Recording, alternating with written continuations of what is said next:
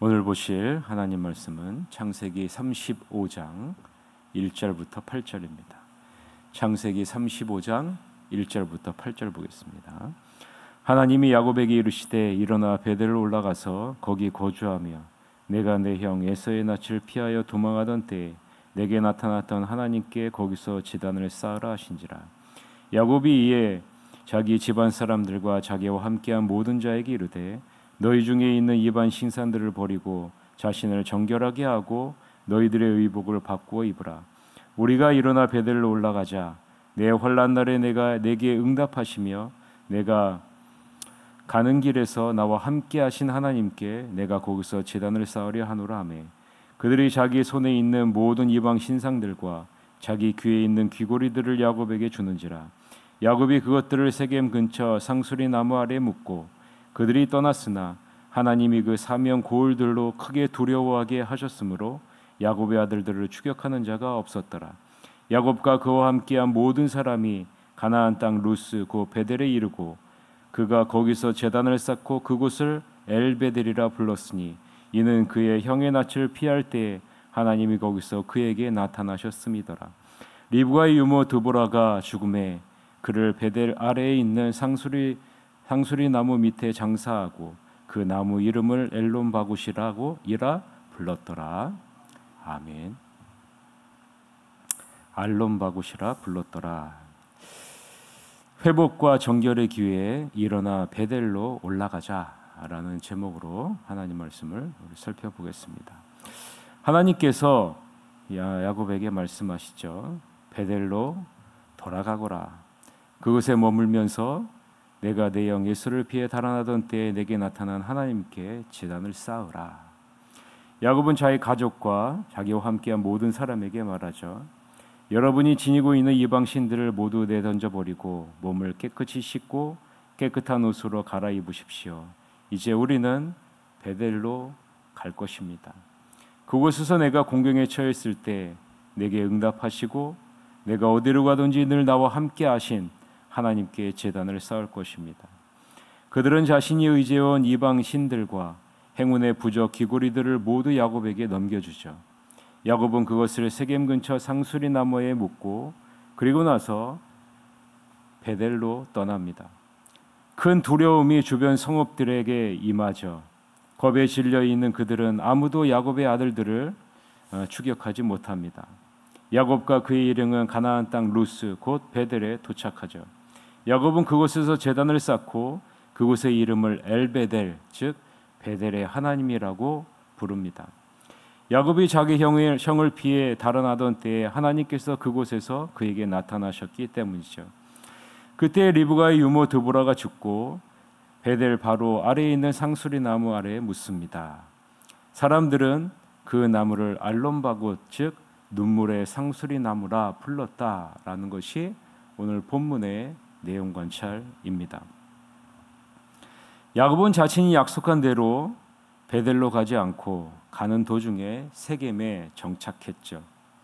그곳에서 살면서 점차 타락한 가나안 문화에 동화되었고 영적으로는 점점 침체되었습니다. 이런 상태에서 그의 딸 디나가 세겜에 의해 강간을 당하게 되었고 야곱의 두 아들 시몬과 레위는 세겜 사람들을 속여 할례를 행하게 한 후에 그 모든 남자들을 살육합니다. 그리고 야곱의 다른 아들들은 성읍을 약탈하고 모든 재물을 빼앗고 그들의 자녀와 아내들을 사로잡습니다. 이에 야곱은 가나안 족속과 브리스 족속이 연합하여 자신들의 가족을 멸망시킬 것을 두려워하는 자리에 머물게 됩니다. 자, 여러분, 영적인 리더인 야곱의 모습을 보면서 여러분 뭔가 참 아쉽죠? 영적인 리더인 야곱의 모습이 참 아쉽습니다. 하나님께 기도하지도 않고 영적으로 너무나 무기력한 모습을 보이고 있기 때문입니다. 마땅히 하나님을 두려워함에도 불구하고 야곱은 자식들이 저지른 잘못 때문에 가나안 족속을 두려워해야 하는 그러한 처지에 놓이게 되었습니다. 우리는 악행에 분노하는 것은 당연합니다. 악행에 대해서 반드시 분노해야죠.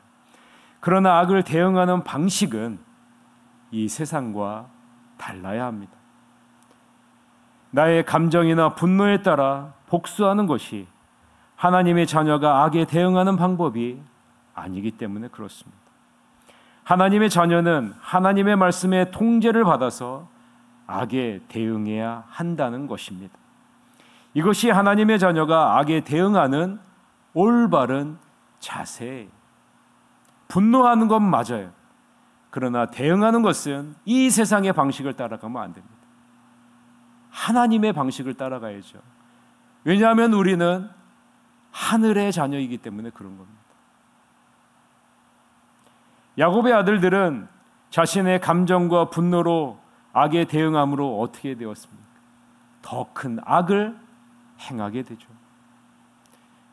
그것은 결국 장자의 지도권, 장자의 축복, 영적인 자녀가 누릴 하나님의 축복을 잃어버리게 되는 결과를 맞이하게 되죠. 그래서 결국 이 세상을 두려워하는 신세로 전락하게 되는 겁니다. 이 세상이 나를 두려워하는 것이 아니라 내가 이 세상을 두려워하게 돼요. 우리는 이 세상의 빛이 아니라, 이 세상의 소금이 아니라 이 세상을 두려워하는 신세로 전락하게 된다는 사실입니다. 이때 누가 개입하십니까? 이때 누가 찾아오십니까? 여호와 하나님이 찾아오시지 않습니까? 하나님이 야곱에게 나타나셔서 말씀합니다. 베델로 올라가라. 베델로 올라가라. 네가 있어야 될 곳은 여기가 아니다. 베델로 올라가서 하나님께 예배해라 라고 말씀하고 있는 거죠. 1절인데 같이 읽어봅시다. 하나님이 야곱에게 이르시되 일어나 베델로 올라가서 거기에 거주하며 내가 내 형 에서의 낯을 피하여 도망하던 때에 내게 나타났던 하나님께 거기서 제단을 쌓으라 하신지라 라고 말씀하죠. 야곱이, 하나님이 야곱에게 나타나신 이유가 무엇이라고 생각하십니까?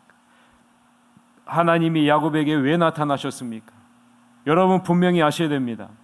하나님께서는 가나안 귀환 후에도 베델로 올라가지 않고 세겜에 머물러 있으면서 영적인 나티함과 죄 가운데 빠져 좌절과 고통을 겪는 야곱을 깨우기 위해서 나타나신 거예요. 회복시키기 위해서 나타난 것이죠. 야곱이 아버지 이삭의 집을 떠나 밧단 아람 외삼촌 라반의 집으로 향할 때, 빈손으로 갈 때, 두려움 가운데 갈 때 하나님이 찾아오시지 않았습니까? 돌베개를 베고 잠을 잘 때 베델의 하나님으로 나타나시지 않았습니까? 나타나시지 않아. 두려워하지 말라. 내가 너와 함께한다. 놀라지 말라. 나는 너의 하나님이 될 것이다. 내가 너를 반드시 축복할 것이다. 그리고 너는 많은 하나님의 축복을 받아 다시 돌아오게 될 것이다 라고 말씀하고 있는 것 아니겠습니까? 그곳에서 베델의 하나님은 야곱에게 하나님의 자녀라는 정체성을 회복시켜 주셨습니다. 하나님이 친히 야곱과 함께 하시겠다고 말씀하셨고, 아브라함에게 하셨던 약속, 이삭에게 하셨던 그 약속을 야곱에게도 동일하게 하시면서 언약의 계승자가 바로 네가 될 것이다 라고 말씀하고 있는 거죠. 언약의 계승자가 누릴 축복이 너에게 있을 것이다 라고 약속해 주신 것입니다. 이 야곱은 분명하게 그 말씀대로 축복을 받아서 다시 돌아오죠. 하나님의 그 말씀대로 다시 돌아옵니다. 그러면 여러분, 야곱이 한 약속대로 어디로 가야 돼요? 베델로 가서 하나님께 감사 예물과 함께 예배해야죠. 여러분, 야곱이 하나님께 약속했잖아요.